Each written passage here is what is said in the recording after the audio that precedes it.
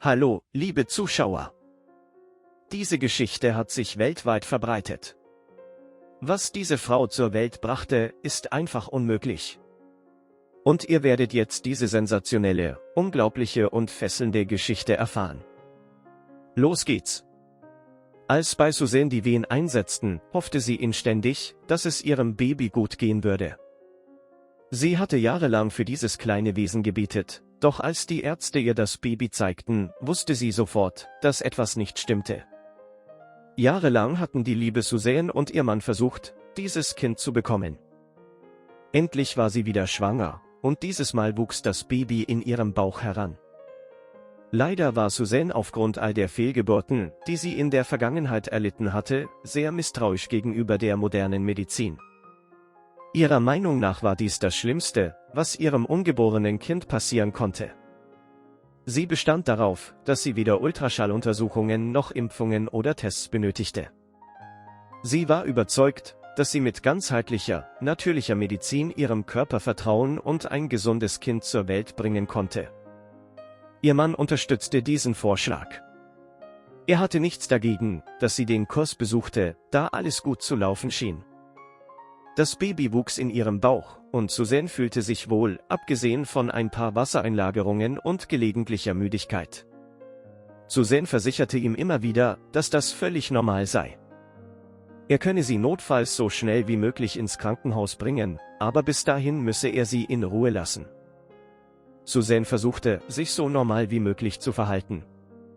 Sie trieb weiterhin Sport und ging wie gewohnt zur Arbeit. Als ihr Bauch wuchs, begann sie, dem Baby Geschichten vorzulesen, klassische Musik zu spielen und seine Bewegungen zu genießen. Es war ein wunderschönes Erlebnis. Schließlich hatte sie so lange darauf gewartet. Doch als sie ins 3. Trimester kam, änderte sich alles. Plötzlich, über Nacht, schwoll sie aufgrund von Wassereinlagerungen so stark an, dass ihre Füße zu pochen begannen, als wäre ihre Haut extrem gedehnt. Auch das Baby wurde etwas ruhiger und war nicht mehr so aktiv wie zuvor. Suzanne tröstete sich mit dem Gedanken, dass das Baby einfach nur größer wurde und sich deshalb nicht mehr so viel bewegen konnte. Die Schwellung war jedoch nicht so auffällig. Bei ihrer Selbstuntersuchung fand sie den Zustand zwar etwas beunruhigend, aber nicht so sehr, dass sie ins Krankenhaus musste. Natürlich erzählte sie ihrem Mann nichts von ihren Beschwerden. Sie wollte ihn nicht unnötig beunruhigen, also versteckte sie ihre Füße und versuchte, sich normal zu verhalten. Doch es half nichts. Es dauerte nicht lange, bis er merkte, dass es seiner Frau nicht gut ging. Ihr Gesicht war doppelt so dick wie am Morgen, als er zur Arbeit gefahren war. Ihre Haut war feucht, und bald verlor sie sogar das Bewusstsein. Erschrocken über das Geschehene, warf er sie ins Auto und raste so schnell er konnte ins Krankenhaus. Als die Notaufnahme Suzanne aufnahm, fragten die Mitarbeiter sofort nach ihrem Frauenarzt. Da sie keinen hatte, nahmen sie fast automatisch an, dass sie ihre Vorsorgeuntersuchungen nicht wahrgenommen hatte. Deshalb suchten sie sofort den Frauenarzt auf, um die Ursache ihrer Beschwerden abzuklären.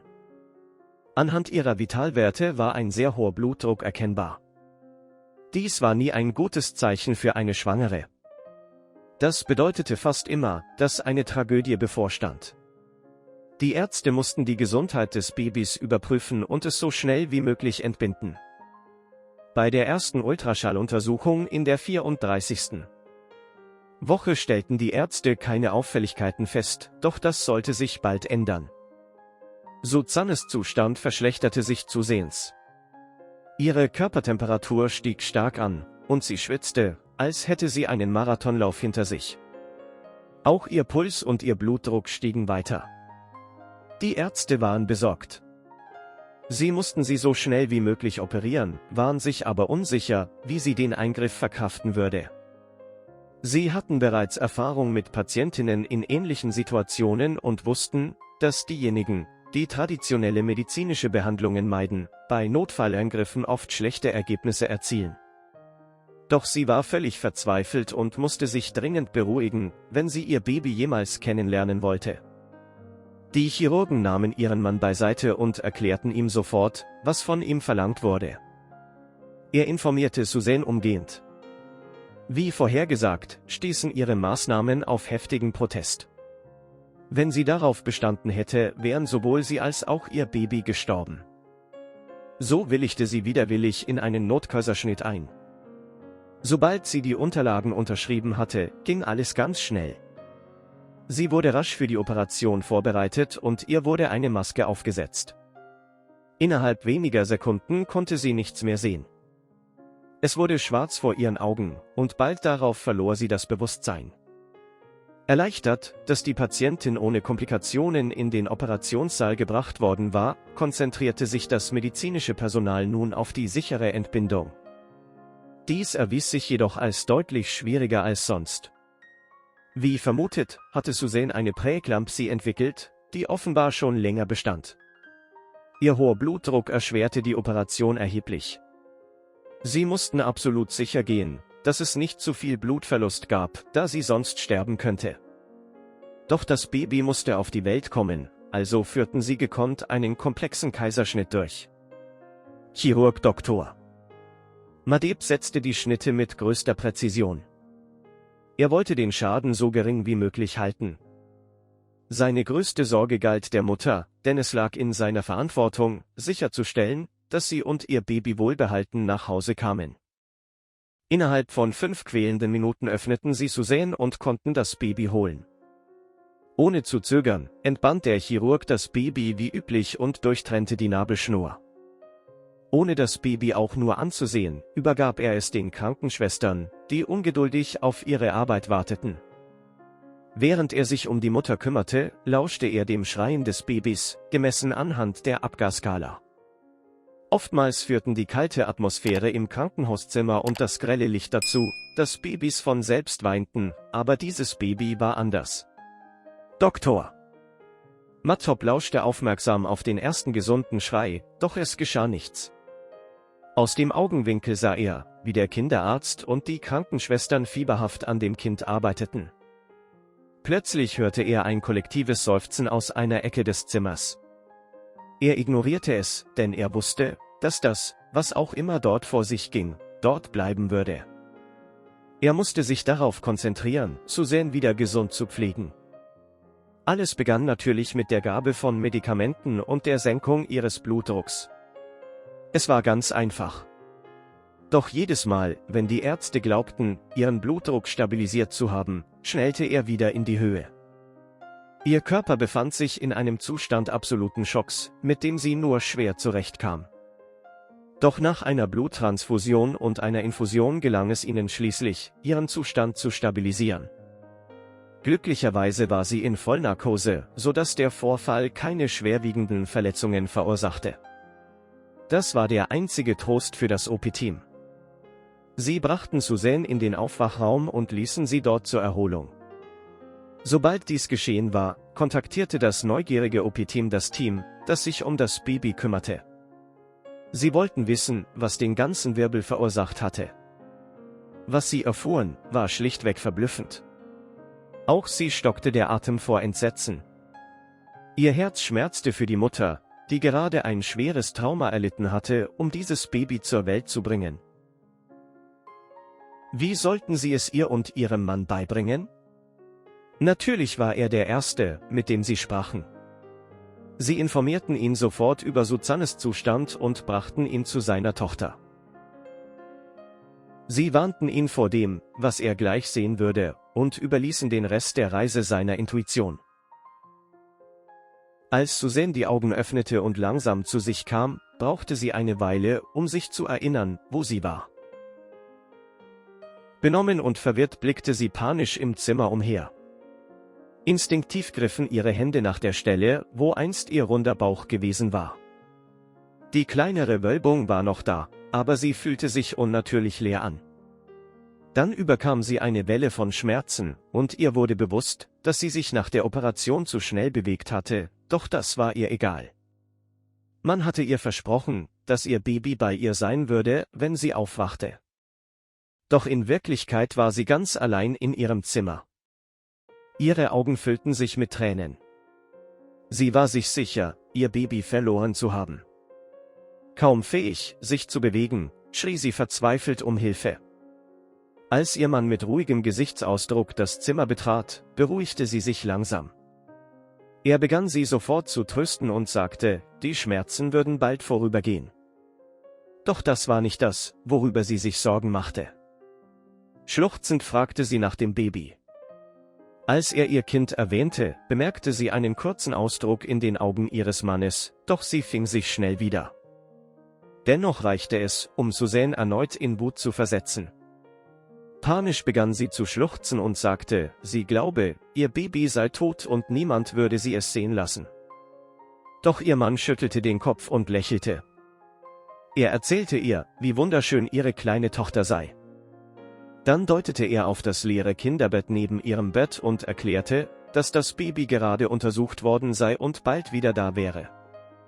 Das beruhigte Suzanne sofort, aber nur für einen kurzen Moment. Also, was ist mit den Untersuchungen? Welche Untersuchungen wurden durchgeführt? Ist alles in Ordnung mit dem Baby? Sie wurde das Gefühl nicht los, dass ihr Mann ihr etwas verheimlichte. Bis der Arzt das Baby ins Zimmer brachte. Sie reichten ihr ein kleines rosa Bündel und stellten ihr ihre Tochter vor. Suzannes Augen füllten sich erneut mit Tränen. Sie hielt ihre kleine Tochter in den Armen, und es war alles, wofür sie je gebetet hatte. Eine Hand. Sie schloss die Augen und dankte dem Universum für alles, was sie hatte. Als sie wieder öffnete und sich die Tränen abwischte, betrachtete sie das Baby endlich genauer. Da bemerkte sie, dass alle anderen im Raum ihre Reaktion beobachteten. Verwirrt blickte sie wieder zu dem Baby. Da bemerkte sie etwas so Offensichtliches, etwas, das ihr anfangs entgangen war. Ihre kleinen, engelsgleichen Augen waren geschlossen, die Wimpern flatterten, doch es war unübersehbar, dass ihre Lider in den Schädel eingesunken waren. Verwirrt blickte sie die Angestellten und ihren Mann um sich herum an. Da begriff sie, dass sie darauf gewartet hatten, dass sie es bemerkte. Wo die Augäpfel des Babys hätten sein sollen, war nichts. Das Baby war ohne Augen geboren worden. Sie suchte nach den richtigen Worten, als ihr Mann sie leise zum Schweigen brachte und begann zu erklären. Ihre Tochter war mit einer Sehschwäche geboren worden, die es so aussehen ließ, als hätte sie gar keine Augen. Die Augäpfel waren zwar da, aber abgeflacht. Und deshalb fühlten sich die Lider so seltsam an. Natürlich war das beängstigend, und Suzanne begann sofort, alle möglichen Szenarien in ihrem Kopf durchzugehen. Doch dann schaltete sich ihr Arzt ein und erklärte, die schwerwiegendste Komplikation im Zustand ihrer Tochter sei deren Blindheit.